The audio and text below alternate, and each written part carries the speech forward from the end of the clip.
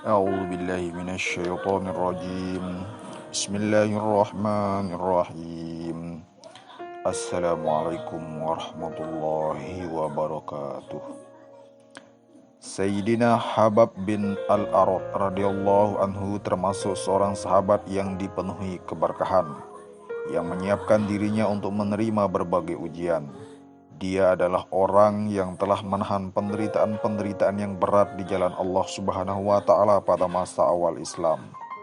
Dia masuk Islam ketika baru ada 5 atau 6 orang yang menerima Islam, sehingga cukup lama dia bergelut dengan penderitaan.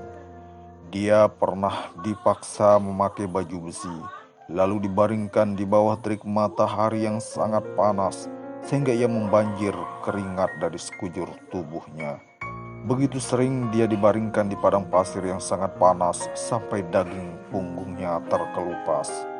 Sayyidina Habab bin Al-Arad radhiyallahu anhu adalah hamba sahaya milik seorang wanita kafir.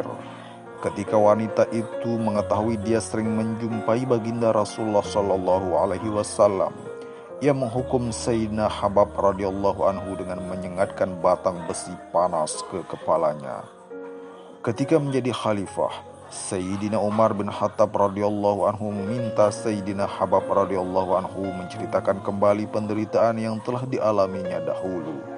Sayyidina Habab radhiyallahu anhu berkata, "Lihatlah punggungku ini." Begitu Sayyidina Umar radhiyallahu anhu melihat punggungnya, dia berseru, "Belum pernah kulihat punggung yang luka separah ini." Sayyidina Habab radhiyallahu anhu berkata, "Aku diseret di atas timbunan bara api yang menyala, sehingga lemak dan darah yang mengalir dari punggungku memadamkan bara api itu." Setelah Islam jaya dan pintu-pintu kemenangan terbuka lebar, Sayyidina Habab radhiyallahu anhu menangis. "Saya khawatir penderitaan-penderitaan kita untuk agama telah dibalas di dunia, sehingga tidak ada balasan lagi di akhirat."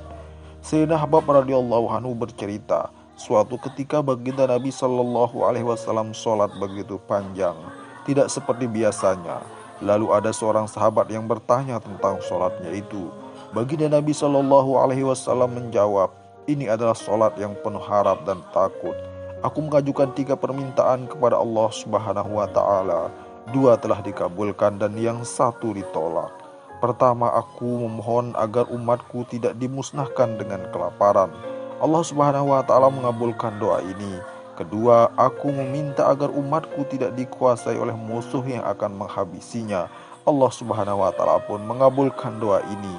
Yang ketiga, aku meminta agar tidak ada pertikaian di antara umatku, tetapi Allah Subhanahu wa Ta'ala tidak mengabulkan doa ini." Sayyidina Habab radhiyallahu anhu wafat pada tahun ke-70 Hijriah. Dia sahabat yang pertama kali dimakamkan di Kufah. Setelah wafatnya, Sayyidina Ali radhiyallahu anhu pernah melewati kuburnya dan berkata, "Semoga Allah Subhanahu wa Ta'ala merahmati Habab." Dengan senang hati ia memeluk Islam dan dengan sukarela ia berhijrah, dan untuk berjihad ia menghabiskan umurnya, serta ia telah menahan bermacam-macam penderitaan untuk agama. Penuh berkahlah orang yang selalu mengingat hari kiamat dan bersiap-siap untuk menghadapi hari hisab. Ia merasa cukup dengan harta seadanya dan ia membuat ridha Tuhannya. Disadur dari kitab Usudul Ghobah. Faedah dari kisah di atas adalah mencari ridha Allah Subhanahu wa Ta'ala semata adalah tujuan dari kehidupan para sahabat. Setiap pekerjaan semata-mata untuk mendapatkan ridhonya. Subhanallah bihamdihi, subhanakallahumma bihamdika, asyhadu an la ilaha illa anta wa astaghfirullah wa atubu ilaik. Allahumma sholli ala sayyidina Muhammad.